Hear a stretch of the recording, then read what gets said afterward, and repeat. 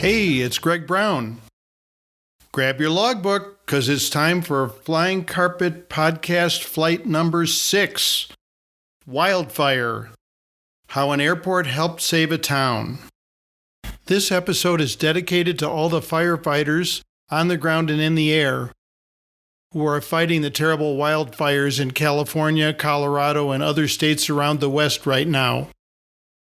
Some of you know me from my long-running Flying Carpet Aviation Adventure column in a national pilot magazine.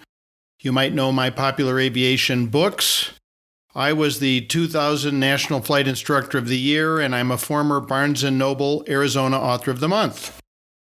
I'll share more about my activities following today's episode. For those who don't know it already, the Flying Carpet is a 4-place single-engine Cessna 182 light airplane. In it, my wife Jean and I have long traveled the North American continent, searching behind clouds for the real America, and experiencing aerial adventures like today's all along the way. You can see photos illustrating today's episode and learn more at my website, gregbrownflyingcarpet.com, and I hope you'll consider joining me on social media by searching Greg Brown Flying Carpet. Okay, everyone, time to climb aboard, buckle up, and prepare for takeoff on today's adventure, Wildfire, How an Airport Helped Save a Town. Clear prop.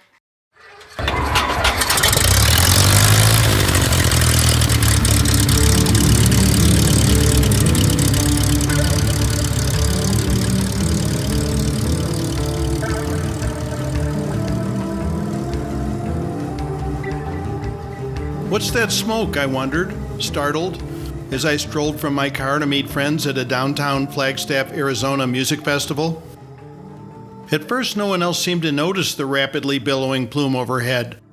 I guess it's a pilot's nature to peer continually upward. But before long, crowds began gathering on city sidewalks, snapping photos with their cell phone cameras. There was a perverse beauty to the gargantuan column of soot piercing a cobalt sky under a vivid midday moon, surrounded by swarms of red and white slurry bombers and helicopters scurrying low over downtown to attack from overhead. Flagstaff's not a big place, and I was mortified at the thought of a large fire apparently so close to town. But for the moment, no one I asked seemed to know any more about it than I did. Just south of town at Flagstaff Pulliam Airport, however, Wiseman Aviation owner Orville Wiseman had just received a tearful call from his young son Grant. "Firemen just came to our house, Dad. They said we need to evacuate right now." The airwaves soon beamed alarming news of the Hardy fire threatening the east side of town. An email from Orville waited when I got home. "Guess whose house was one of the closest to the initial fire," he wrote. "When I saw the smoke from the airport this morning, I knew we were in trouble. My wife called shortly thereafter and said to get home, as we were being evacuated. By the time I let our caravan of animals and belongings out the driveway, 50-foot flames were racing through the nearby woods toward town. The hotels are full tonight, so we're staying in the hangar and hoping we might be able to go home sometime tomorrow. We brought a horse, goats, dogs, cats, and some geese with us to the airport. The chickens and a few cats got left behind." He shared an update later that evening. "A Forest Service jet just shot infrared of the fire tonight, and the tech shared the imagery with me. The fire is still very active and burned much of the forest to the west of us. Fortunately, our house and the adjacent vegetation look to be untouched thus far. But the firefighters have a long way to go on this, and if the winds shift tomorrow, we could easily lose our house." But Orville had more to worry about in addition to his home and family.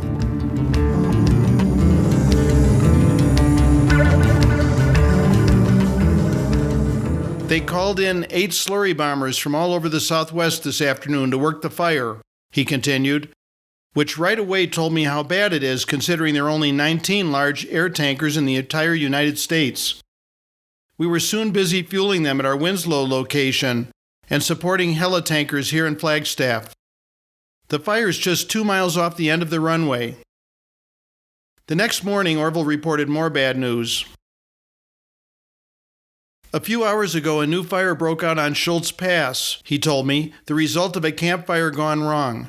When I flew to Winslow to check on things there, I learned of yet another startup down on the Mogollon Rim. The fire that threatened our home is pretty well under tabs, but we cannot move back yet. It feels like Armageddon here. Fortunately for Jean and me, for the moment both the Hardy and Schultz fires burned far across town. While neither immediately threatened our own home, that situation could rapidly change if the wind shifted. Rarely have we felt more vulnerable. "Top off the flying carpet," ordered my wife while prioritizing belongings for possible evacuation. "We need to be ready to move the airplane at a moment's notice." Orville's challenges, however, were just beginning.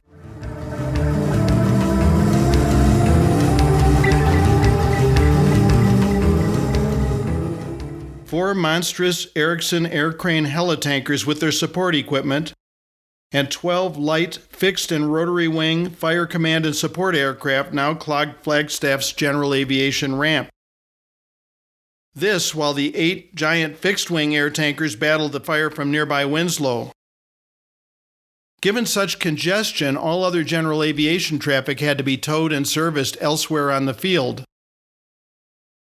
After a Sky Crane's rotor wash swung a massive Grumman Albatross 180 degrees in its parking spot, Orville's team began directing even the largest GA aircraft to distant corners of the airport.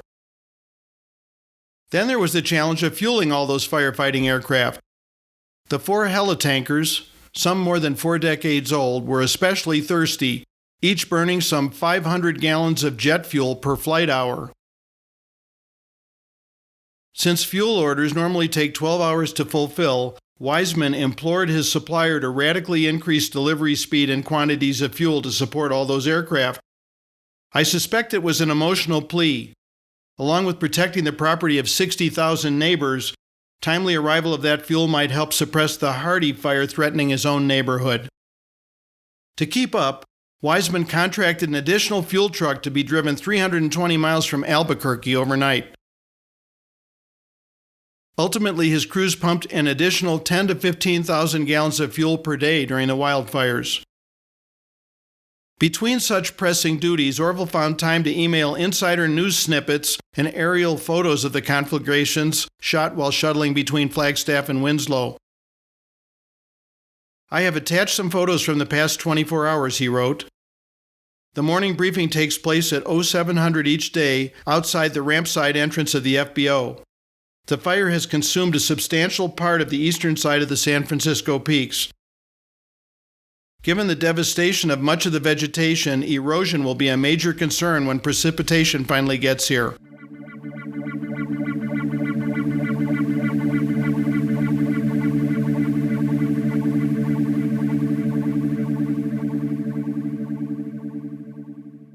Although aerial firefighting activities ceased every evening at sunset, support activities continued all night. The air cranes require 8 to 9 hours of maintenance per flight hour, Orville told me, so mechanics work from 6 a.m. till 10 p.m. every day, keeping the aircraft online. Likewise, my staff is keeping similar hours to support everyone. Also, the heavy helicopters have switched from drawing water wherever they can find it to loading from mobile retardant bases, or MRBs, at the base of the mountain. That's apparently working well, but one bad side effect is that the retardant must be washed off the helicopters each time they refuel, which is about every 90 minutes. Oh, and the governor came in yesterday afternoon for a visit. It's been a long week. Each morning, Wiseman's employees stocked his break room with coffee and pastries for the firefighting teams. When not otherwise occupied, the owner spent his afternoons flipping burgers for the tanker crews. Everybody here has been putting in extra hours, Wiseman said. My entire staff is grateful for each and every airdrop.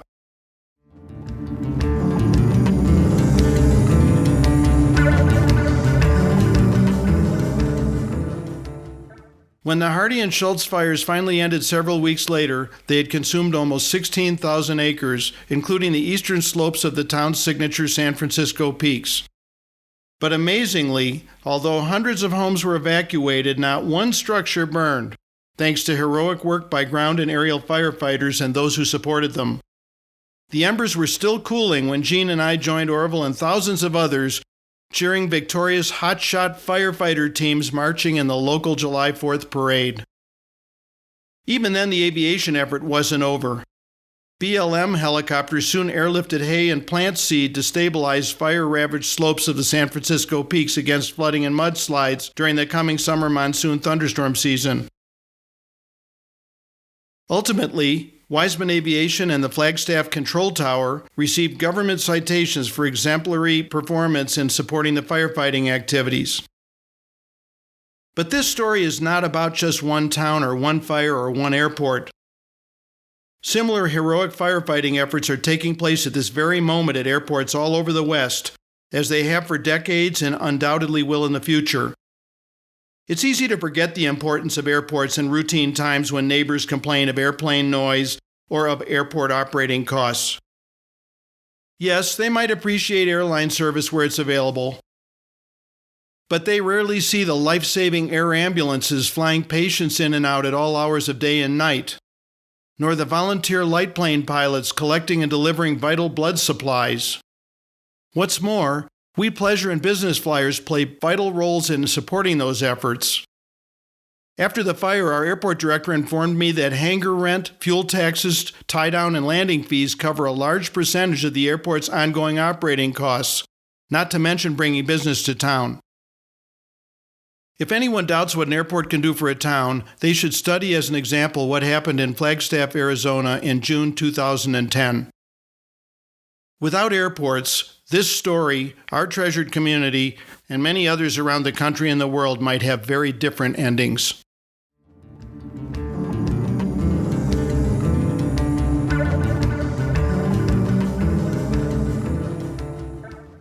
I hope you found today's episode interesting and perhaps a bit educational about how airports support communities during emergencies.